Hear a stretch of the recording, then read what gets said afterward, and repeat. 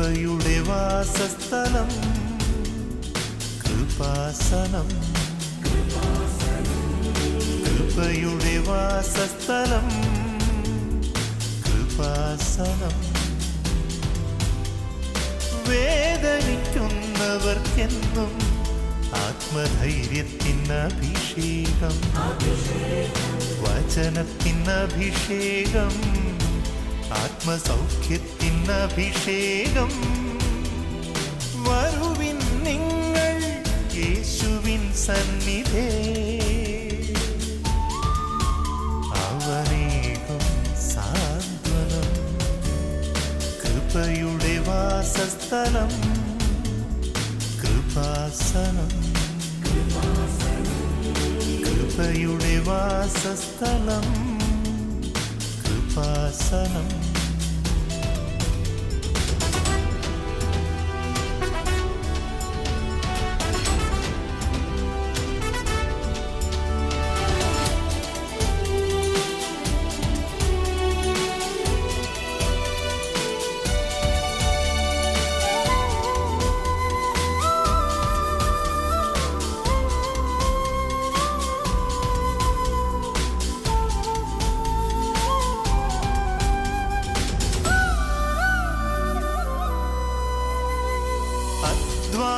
ഭാരത്താലേ തളരുന്ന സോദരേ, സഹനത്തിരമാലയിൽ പതറാതെ മുന്നേറിടാ.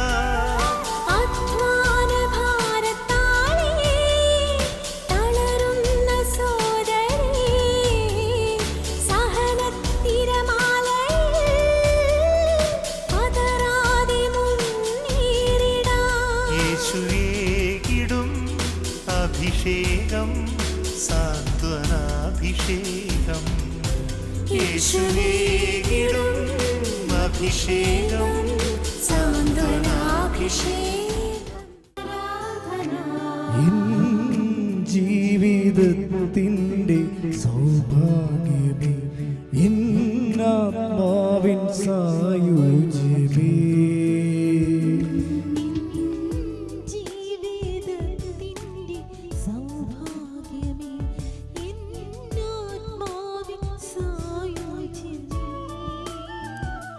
ഒരു നാളിലും പിരിയാത്ത എൻ സ്നേഹമേ, ഓ ദിവ്യകാരുണ്യമേ, ആരാധന ഗീതം പാടാ, ആ തിരുനാമത്തെ വാഴ്ത്താ.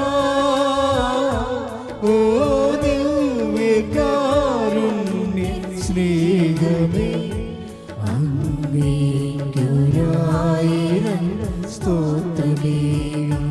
ഓ ദിവ്യകാരുണ്യ സ്നേഹമേ, അങ്ങേയ്ക്കൊരായിരം സ്തോത്രമേ. യേശുവേ നന്ദി. ഹല്ലേലൂയ ഹല്ലേലൂയ ഹല്ലേലൂയ. ആരാധന ആരാധന ആരാധന ആരാധന. യേശുവേ നന്ദി. യേശുവേ സ്തുതി. ഹല്ലേലൂയ ഹല്ലേലൂയ ഹല്ലേലൂയ. പരിശുദ്ധ പരമദിവ്യകാരുണ്യത്തിന് എന്നേരവും ആരാധനയും സ്തുതിയും പുകഴ്ചയും ഉണ്ടായിരിക്കട്ടെ. ഇപ്പം കൃപയെക്കുറിച്ചാണ് നമ്മൾ ഇന്ന്. ഉടമ്പടിയുടെ മുഴുവൻ ഊർജം നമ്മളിലേക്ക് വരുന്നത് കൃപയുടെ രൂപത്തിലാണ്. അപ്പം ആദ്യമേ തന്നെ നിങ്ങളെ നമ്മളുടെ ഒരു വിഷയം എന്താണെന്നറിയാവോ? നമ്മൾ കുഞ്ഞുനാൾ മുതൽ ട്രെയിൻ ചെയ്തിരിക്കുന്ന ദൈവം എന്ന് പറഞ്ഞാൽ ഉടനെ അനുഗ്രഹം, അങ്ങനെ പഠിച്ചിരിക്കണത് അല്ലേ? അതാണ് നമ്മുടെ ഒരു കുറവ്. നമ്മൾ ദൈവം എന്ന് പറഞ്ഞാൽ ഓട്ടോമാറ്റിക്കായിട്ട് നമ്മുടെ മനസ്സിൽ തന്നെ എന്താണ്? അനുഗ്രഹം എന്നാ പിന്നെ അല്ലേ? പക്ഷേ അങ്ങനെയല്ല വരേണ്ടത്. ശരിക്കും പറഞ്ഞാൽ ദൈവം എന്ന് പറഞ്ഞാൽ ഓട്ടോമാറ്റിക്കായിട്ട് വരേണ്ടത് കൃപ. അതാണ് വിഷയം. മനസ്സിലായില്ലേ? ദൈവം എന്ന് പറഞ്ഞാൽ ഓട്ടോമാറ്റിക്കലി നമ്മുടെ മനസ്സിൽ വരേണ്ട ചിന്ത എന്താണ്? കൃപ. That is power of God.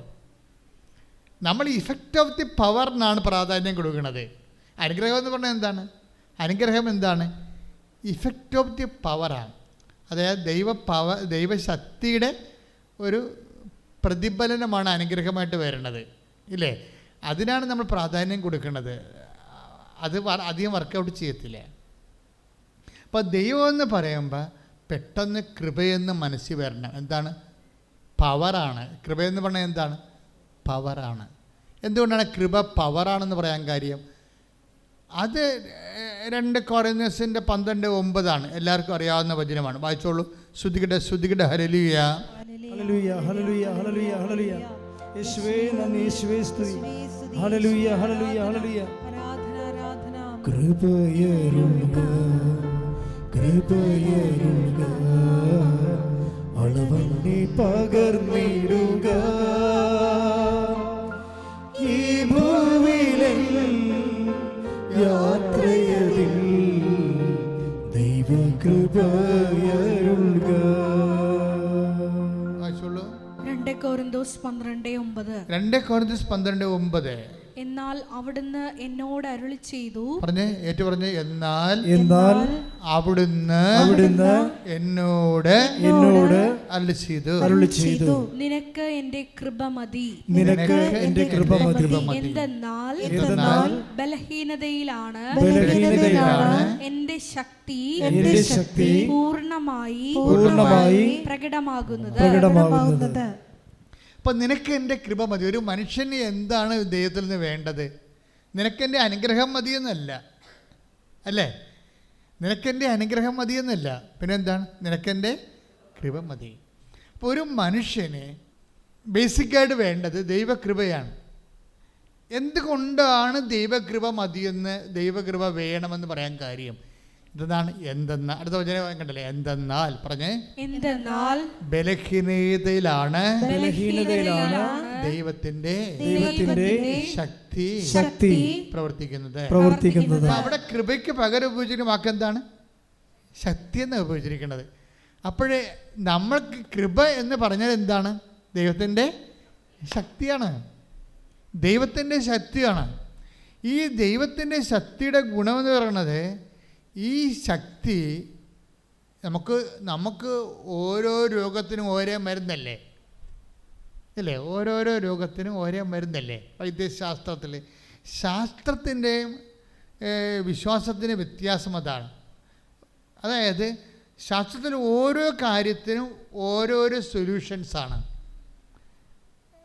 വിശ്വാസത്തിൽ എല്ലാ കാര്യത്തിനും സിംഗിൾ സൊല്യൂഷനാണ്. എന്താണ്? Power of God. കൈയടിച്ച് കർത്താവിനെ സ്തുതിക്കട്ടെ.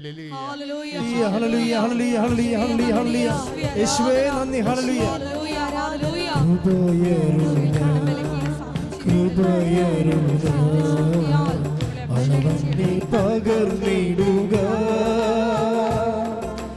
ഈ ഭൂമിയിലെ യാത്രയതിൽ ദൈവകൃപയരുൾക. ഈ ഭൂമിയിലെ യാത്രയതിൽ ദൈവകൃപയരുൾക. കൃപയരുൾക കൃപയരുൾക അളവന്നെ പകർന്നിടുക ഈ ഭൂമിയിലെ യാത്രയതിൽ ദൈവകൃപയരുൾക. പരിശുദ്ധ പരമദിവ്യകാരുണ്യത്തിന് എന്നേരവും ആരാധനയും സ്തുതിയും പുകഴ്ചയും ഉണ്ടായിരിക്കട്ടെ. എന്താണ് ഇപ്പോൾ വെളിപ്പെട്ടത്? അതായത് ശാസ്ത്രത്തിലെ ഓരോരോ വിഷയത്തിനും പർട്ടിക്കുലർ സൊല്യൂഷൻസാണ്. പക്ഷേ വിശ്വാസത്തിൽ എന്താ സംഭവിച്ചിരിക്കുന്നത്? എല്ലാ വിഷയങ്ങൾക്കും സിംഗിൾ സൊല്യൂഷനാണ്. എന്താണ്? കൃപ എന്ന് പറയുന്ന സിംഗിൾ സൊല്യൂഷൻ. പറഞ്ഞ മനസ്സിലായില്ലേ? അതെന്ന് വെച്ച് കഴിഞ്ഞാൽ, ഇപ്പോൾ ഉദാഹരണത്തിന് കഴിഞ്ഞ ദിവസം സാക്ഷ്യം അപ്ലോഡ് ചെയ്തിട്ടുണ്ട്. അവിടെ പേര് റീബ ഡെൻസിൽ, ഒരു നേഴ്സാണ്. റീബ ഡെൻസിൽ. ഈ റീബ ഡെൻസിൻ്റെ സാക്ഷ്യം ഒന്ന് കേൾക്കണം കേട്ടോ. അതായത് അവരുടെ അവസ്ഥ, അവരുടെ ആമാശയത്തിൻ്റെ പുറകിൽ 3 മുഴകൾ, ആമാശയത്തിൻ്റെ പുറകിൽ വലിയ മുഴകളാണ്, ട്യൂമർ പോലെ ഇങ്ങനെ ഒരു. അപ്പോൾ ഇത് ആദ്യം ഒരെണ്ണമായിരുന്നു, പിന്നീട് ഇത് ടെസ്റ്റ് ചെയ്തപ്പോഴാണിത് 4 എണ്ണം ഉണ്ടെന്ന് മനസ്സിലായത്. അപ്പോൾ ഇതിൽ കേരളത്തിലെ ഏറ്റവും ടോപ്പ് ഹോസ്പിറ്റലിൽ കൊണ്ടുപോയി ഇവരെ കാണിച്ചപ്പോൾ അവർ പറഞ്ഞു ഇത് ആമാശയത്തിൻ്റെ പുറകിലാണ്, അത് വലുതായിക്കൊണ്ടിരിക്കുകയാണ്, ഓപ്പറേറ്റ് ചെയ്യാൻ പാടാണെന്നൊക്കെ പറഞ്ഞു. അവിടം വരെ പോകാൻ കാരണം എന്താണെന്നറിയാവോ? നേരത്തെ ഇതുപോലെ വന്നിട്ടൊന്ന് ഓപ്പറേറ്റ് ചെയ്തതാണ്, അപ്പോൾ വീണ്ടും അത് വന്നതാണ്. അപ്പം അപ്പോഴൊന്നും ഇവർക്ക് പ്രശ്നങ്ങളൊന്നുമില്ല. ഞാൻ ആദ്യത്തെ ഓപ്പറേഷനിലൊക്കെ അവർ പറയുന്നുണ്ട് സാക്ഷ്യത്തിൽ, എനിക്ക് ഹെൽത്ത് ഇഷ്യൂസ് ഒന്നും ഉണ്ടായിട്ടില്ല ഇതുവരെ. അത് കാരണം ആദ്യം ഓപ്പറേഷനാണെന്ന് പറഞ്ഞപ്പോൾ ഒന്നും എനിക്ക് പ്രശ്നമില്ല. ഞാൻ ആദ്യം ഓപ്പറേഷനാണെന്ന് പറഞ്ഞപ്പോഴേ എനിക്ക് പ്രശ്നമൊന്നുമില്ല. ഓപ്പറേഷൻ ഉണ്ടെങ്കിൽ പെട്ടെന്ന് അത് ഹീലാകുമല്ലോ. ഓപ്പറേഷൻ കഴിയുമ്പോൾ അവർ നേഴ്സായിരുന്ന അവർക്കാർക്ക് ടെക്നിക്കാലിറ്റീസ് എല്ലാം അറിയാം. ഓപ്പറേഷൻ ഇറ്റ്സ് ഓക്കെ, അത് കഴിയുമ്പോൾ ഹീലാകുമല്ലോ. അപ്പോൾ എനിക്കത് ഒരു ടെൻഷനും ഇല്ലായിരുന്നു എന്ന് പറഞ്ഞ്. ആദ്യത്തെ ഓപ്പറേഷൻ 4 ആമാശയത്തിൻ്റെ പുറകിലാണ്, 4 ട്യൂമറാണ്. അപ്പോൾ ആദ്യം ഫസ്റ്റ് ഓപ്പറേഷൻ എന്ന് പറയുമ്പോൾ എനിക്ക് ടെൻഷനൊന്നും ഇല്ലായിരുന്നു എന്നാണ് അവർ പറഞ്ഞത്.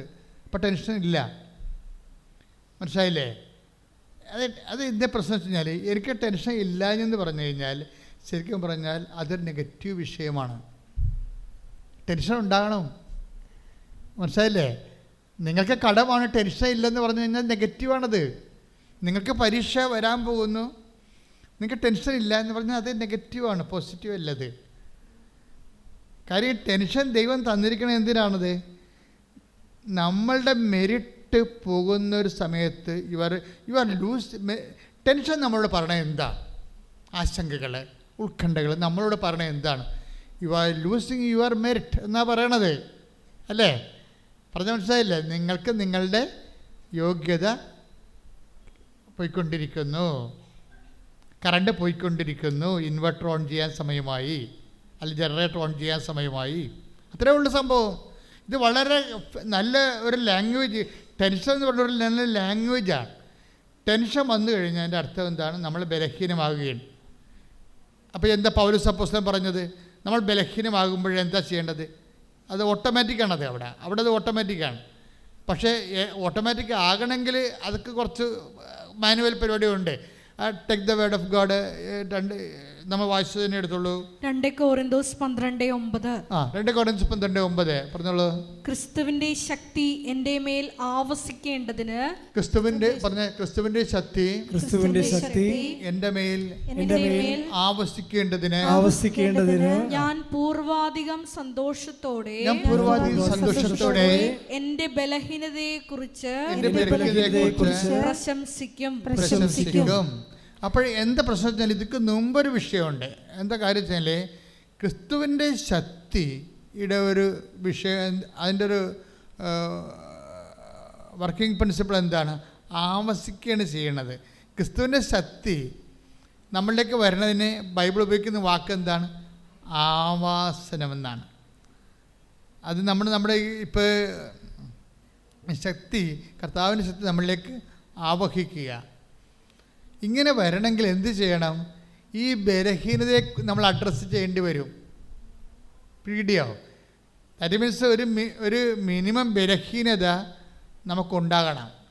അത് ഉണ്ടാവത്തില്ലെന്ന് പറഞ്ഞു കഴിഞ്ഞാൽ ഉടനെ നമ്മൾ കൃപയുടെ വാതിൽ അടച്ചിട്ടിരിക്കുകയാണ്. ഇപ്പോൾ അവരെന്താ പറഞ്ഞത്? റീബ ഡെനിസ് എന്താ പറയണത്? 4 ആമാശയത്തിൻ്റെ ബാക്കിൽ 4 ട്യൂമർ ഉണ്ടായിരുന്നു. ആ ട്യൂമർ ഓപ്പറേഷൻ ചെയ്ത് മാറ്റണമെന്ന് പറഞ്ഞപ്പോൾ അത് വലിയ ഒരെണ്ണം വലുതായിരുന്നു. അപ്പോൾ എനിക്കൊന്നും ഫീൽ ചെയ്തില്ല, എനിക്ക് ടെൻഷനൊന്നും ഇല്ലായിരുന്നെന്നാണ് പറഞ്ഞത്. അത് ശരിയാണ്. കാര്യം അവരെക്കുറിച്ച് എനിക്ക് സാങ്കേതിക കാര്യങ്ങൾ അവർക്ക് അറിയാവുന്നതുകൊണ്ട് അതിൻ്റെ ഹീലിംഗ് ടൈം എടുക്കും, അത്രയേ ഉള്ളൂ എന്നാണ് അവർ പറഞ്ഞത്. അപ്പോൾ അവർക്ക് അതിനെക്കുറിച്ച് ടെൻഷൻ ഇല്ല. ടെൻഷൻ എന്ന് പറയുന്നത് എന്താണ്? ടെൻഷൻ എന്ന് പറയുന്നത് നമ്മളുടെ യോഗ്യതയിൽ നിന്ന് നമ്മൾ we are losing our merit എന്നായി ടെൻഷൻ നമ്മൾ പറയുന്നുണ്ട് പറഞ്ഞിരിക്കുന്ന കാര്യം മനസ്സിലായോ? നമ്മളുടെ യോഗ്യത നഷ്ടപ്പെടുന്നു. പിന്നെ അടുത്ത ഓപ്ഷൻ എന്താണ്? Not by merit but by grace ആണ് ഓപ്ഷൻ.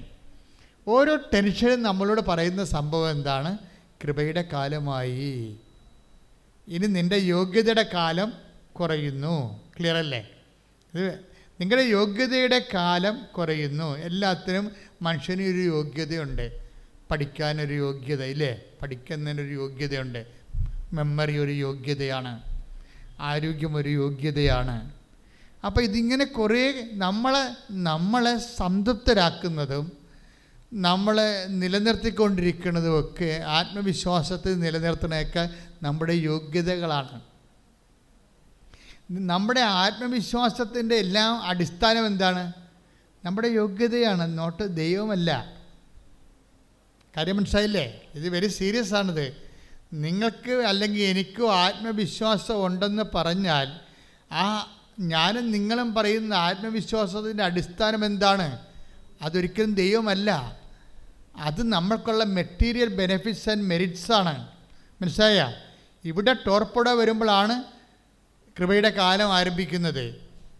നമ്മൾക്ക് ആത്മവിശ്വാസം, ഇപ്പോൾ പണമുണ്ട് നിങ്ങൾക്ക്, അല്ലെങ്കിൽ നിങ്ങൾക്ക് ബാങ്കിൽ പണമുണ്ട്, അത് ആത്മവിശ്വാസം തരും നിങ്ങൾക്ക്. ബാങ്ക് പൊളിയണത് വരെ ആത്മവിശ്വാസം തരും. മനസ്സിലായില്ലേ? ബാങ്ക് മൊറട്ടോറിയം പറയുമ്പോൾ തന്നെ അത് എല്ലാ നമ്മൾ പുറകോട്ട് വയ്ക്കും. എന്താണ്? നമുക്ക് അറ്റാക്ക് അടിക്കും. അപ്പോൾ ഇത്രയും നാൾ നമ്മളുണ്ട് ആത്മവിശ്വാസം എന്ന് പറഞ്ഞാൽ നമുക്ക് വിശ്വാസം ഉണ്ടെങ്കിലും നമ്മളെ ഭരിച്ചുകൊണ്ടിരുന്നത് നമ്മുടെ ആത്മവിശ്വാസങ്ങളാണ്. പറഞ്ഞ മനസ്സിലായില്ലേ? ആത്മവിശ്വാസം മെറിറ്റിൽ നിന്ന് വരണതാണ്, വിശ്വാസത്തിൽ നിന്ന് വരണത് കൃപയാണ്. ഇത് രണ്ട് ഡിപ്പാർട്ട്മെൻറ്റാണ്. ഇത് കറക്റ്റായിട്ട് നമ്മുടെ ഞാൻ പറഞ്ഞില്ല, ഇത് മാത്തമാറ്റിക്കലായിട്ട് നമ്മൾ ഒരു ബൈബിൾ ഗണിതം എന്ന് പറയുന്ന ഒരു സബ്ജക്റ്റാണ് ഡീൽ ചെയ്യണത്.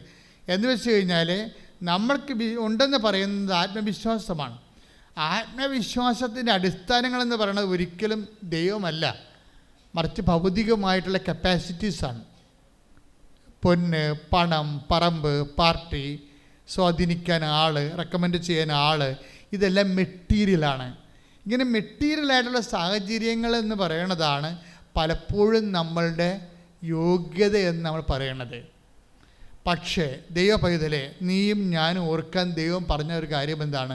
ഈ ലോകത്തുള്ള പകുതി മുക്കാൽ കാര്യങ്ങളും നമ്മുടെ ആത്മവിശ്വാസത്തിന് അടിസ്ഥാനമായ മെറ്റീരിയൽ ബെനിഫിറ്റ്സ് കൊണ്ടല്ല റൺ ചെയ്യണത്, നോട്ട് ബൈ മെറിറ്റ്. ശ്രദ്ധിക്കട്ടെ. ഹല്ലേലൂയ, ഹല്ലേലൂയ, ഹല്ലേലൂയ, ഹല്ലേലൂയ, ഹല്ലേലൂയ. യേശുവേ നന്ദി. ഹല്ലേലൂയ, ഹല്ലേലൂയ, ഹല്ലേലൂയ, ഹല്ലേലൂയ. കരുണയിൻ സാഗരമേ, ശോകക്കൊടുമ്പയിലേറിടുമ്പോ, കരുണയിൻ സാഗരമേ, ശോകക്കൊടുമ്പയിലേറിടുമ്പോ,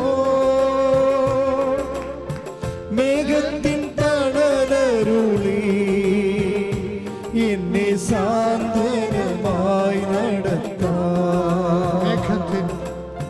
മേഘത്തിൻ തണലരുളി എന്നെ സാന്ത്വനമായി നടത്താം.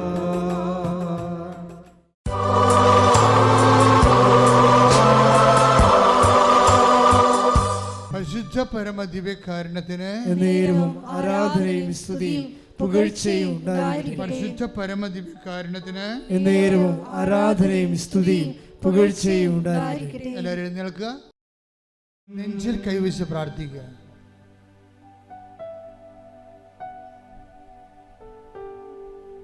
നെഞ്ചിൽ കൈവച്ച് പ്രാർത്ഥിക്കുമ്പോൾ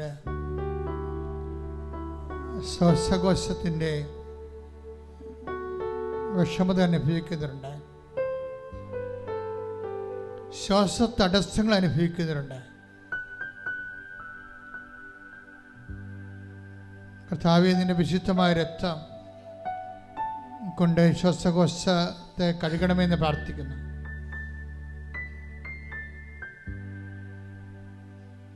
കർത്താവ്, ഹൃദയ രോഗികളെ സംബന്ധിച്ച് പ്രാർത്ഥിക്കുന്നു. ഹൃദയത്തിൻ്റെ വാൽവുകൾ സൂക്ഷിച്ചു പോയവര്, ഹൃദയത്തിന് ബ്ലോക്കുള്ളവര്, ഹൃദയത്തിൻ്റെ ഭിത്തികൾക്ക് ബലം കുറഞ്ഞവര്, ശ്വസിക്കാൻ പാടുപെടുന്നവര്, വേണ്ടത്ര ഓക്സിജൻ കിട്ടാത്തവര്, അവരെല്ലാവരെയും സമർപ്പിച്ച് പ്രാർത്ഥിക്കുന്നു.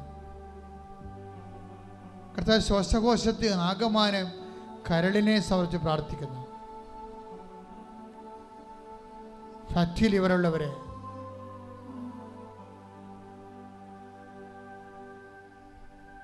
ലിവറിന് നീർക്കെട്ടിലുള്ളവരെ,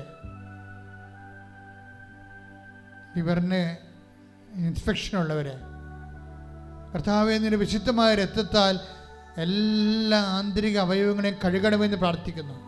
യേശുക്രിസ്തു ഉന്നതമായ നാമത്തിൽ, ഈശോ നാമത്തിൽ സൗഖ്യം പ്രാപിക്കട്ടെ. ശ്രുതിക്കട്ടെ. ഹല്ലേലൂയ ഹല്ലേലൂയ ഹല്ലേലൂയ. യേശുവേ നന്ദി, യേശുവേ സ്തുതി. ഹല്ലേലൂയ ഹല്ലേലൂയ. അരികിൽ വരേണേ, സദയം തുടരേ, സുഖമായിടും എൻ്റെ ഉള്ളം. അരികിൽ വരേണേ, സദയം തുടരേ, സുഖമായിടും എൻ്റെ ഉള്ളം. പരിശുദ്ധ പരമദിവ്യകാരുണ്യത്തിന് എന്നേരും ആരാധനയും സ്തുതിയും പുകഴ്ചയും ഉണ്ടായിരിക്കട്ടെ. പരിശുദ്ധ പരമദിവ്യകാരുണ്യത്തിന് എന്നേരവും ആരാധനയും സ്തുതിയും പുകഴ്ചയും ഉണ്ടായിരിക്കട്ടെ. കഴുത്തിൽ കൈവച്ച് പ്രാർത്ഥിക്കുക. ശിരസ്സുൾപ്പെടെ ശിരസ് രോഗമുള്ളവർക്ക് വേണ്ടി പ്രാർത്ഥിക്കാം. ശിരസ് ശിഷ്ടുള്ളവര്, ചെവി കേൾക്കാൻ പാടില്ലാത്തവര്, ചെവി കേൾവി കുറവുള്ളവര്, കണ്ണിന് കാഴ്ച മങ്ങി വരുന്നവര്, ടോൺസിലൈറ്റ് രോഗികൾ, തൈറോയ്ഡ് രോഗികൾ, അവരെല്ലാവരും സമർപ്പിച്ച് പ്രാർത്ഥിക്കുന്നു. ശിരസംബന്ധമായ എല്ലാ രോഗങ്ങളെയും കർത്താവെ ഇപ്പോൾ അങ്ങ് ഏറ്റെടുക്കണമെന്ന് പ്രാർത്ഥിക്കുന്നു. കർത്താവിൻ്റെ വിശുദ്ധ രക്തം എൻ്റെ ശിരസിലേക്ക് തളിക്കപ്പെടട്ടെ. എൻ്റെ കർത്താവിൻ്റെ ഉന്നതമായ നാമത്തിൽ, സഭയുടെ അധികാരത്തിൽ, കുരിശടയാളത്തിൽ നീ സൗഖ്യം പ്രാപിക്കട്ടെ. ശ്രുതിക്കട്ടെ. ഹല്ലേലൂയ ഹല്ലേലൂയ ഹല്ലേലൂയ ഹല്ലേലൂയ ഹല്ലേലൂയ. യേശുവേ നന്ദി, യേശുവേ സ്തുതി. ഹല്ലേലൂയ. അരികിൽ വരേണേ, സദയം സുഖമായിടും എൻ്റെ ഉള്ളം. കൈകൾ സ്വസ്തിക പോലെ വെച്ച് നെഞ്ച് പൂട്ടി മുഴുവൻ ശരീരവും പരിശുദ്ധ അമ്മയുടെ മാധ്യസ്ഥതയിലെ യേശുവിന് കൊടുത്തുകൊണ്ട് പ്രാർത്ഥിക്കുക. അച്ഛനോട് ചേർന്ന് പ്രാർത്ഥിക്കുക. കർത്താവായ ദൈവമേ, കർത്താവായ ദൈവമേ, എല്ലാ വാദരോഗികളെയും അങ്ങേക്ക് സമർപ്പിക്കുന്നു. അങ്ങേക്ക് സമർപ്പിക്കുന്നു. എല്ലാ തരത്തിലുള്ള വാദരോഗങ്ങളെ വിശുദ്ധ രക്തത്താൽ അങ്ങ് കഴുകണമേ, സൗഖ്യപ്പെടുത്തണമേ. അസ്ഥി രോഗങ്ങള്, അസ്ഥി ഉരുക്കമുള്ളവര്, വെള്ളപ്പോക്കിന്റെ അസുഖമുള്ളവര്, അസ്ഥി ശോഷിക്കുന്നവര്, അസ്ഥി കുഴകളിലെ മജ്ജ ഒലിച്ചു പോകുന്നവര്, അസ്ഥിക്കുള്ളിലെ മജ്ജകള് ശോഷിച്ചു പോകുന്നവര്, കർത്താവേ എല്ലാവരുടെ വേദനകളെയും ഞങ്ങളുടെ രോഗങ്ങളാണ് വേദനകളാണ് അവൻ വഹിച്ചു തന്ന വചനം അനുസ്മരിച്ചുകൊണ്ട് പ്രാർത്ഥിക്കുന്നു. യേശുക്രിസ്തുവിന്റെ ഉന്നതമായ നാമത്തിൽ രോഗങ്ങൾ മാറിപ്പോകട്ടെ. ഹല്ലേലൂയ ഹല്ലേലൂയ ഹല്ലേലൂയ. യേശുവേ ആരാധന ആരാധന ആരാധന. ഹല്ലേലൂയ ഹല്ലേലൂയ.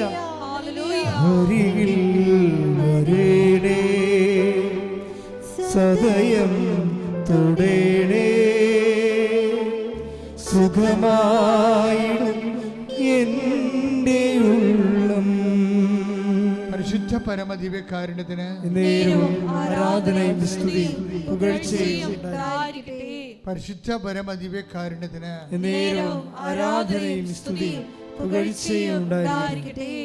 ഈ സമയം മക്കളില്ലാത്തവരെ വീണ്ടും അടിവയറ്റിൽ കൈവച്ച് പ്രാർത്ഥിക്കേണ്ടതാണ്.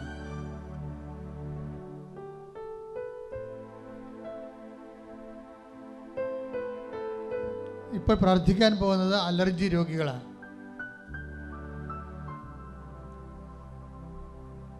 എപ്പിലെപ്സി രോഗികള്, ഓട്ടിസം രോഗികള്,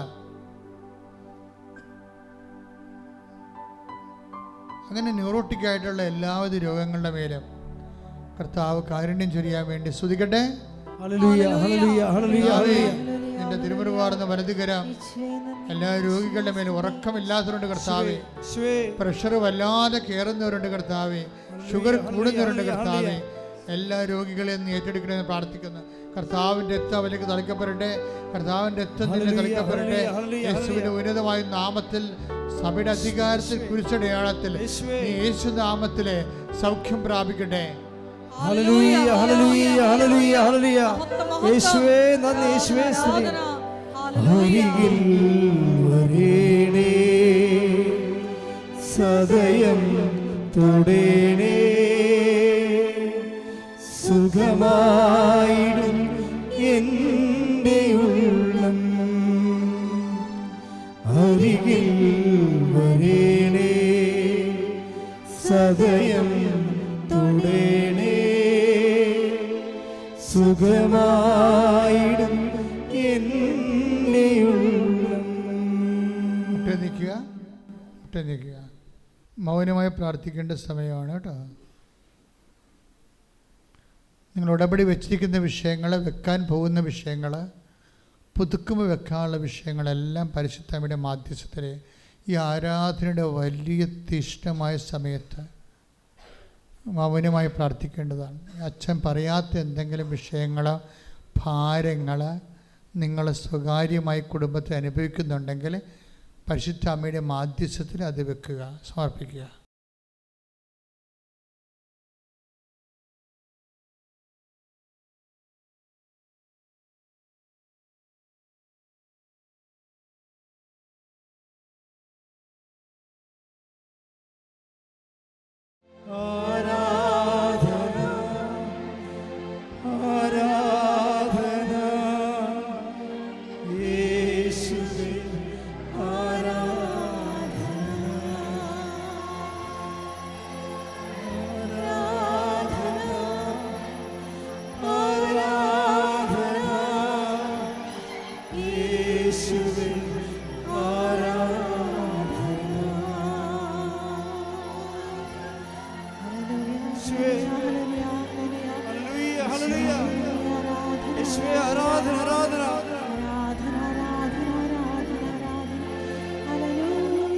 ഹല്ലേലൂയ ഹല്ലേലൂയ ഹല്ലേലൂയ. യേശുവേ ആരാധന ആരാധന.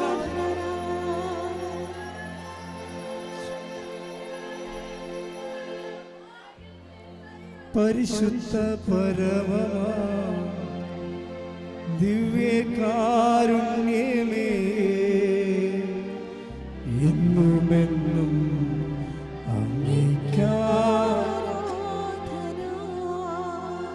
പരിശുദ്ധ പരമാ ദിവ്യകാരുണ്യമേ, ഇന്നുമെന്നും അങ്ങേക്കാരാധന.